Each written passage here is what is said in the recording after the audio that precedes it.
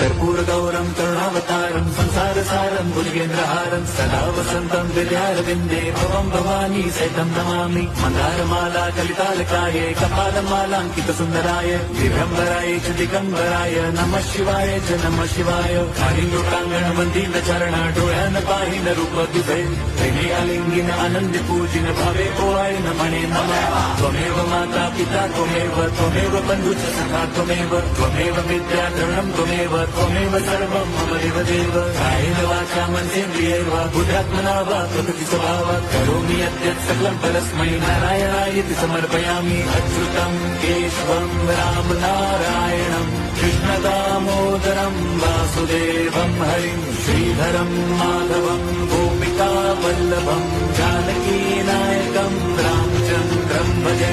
Hare Ram Ram Ram Hare Hare Hare Krishna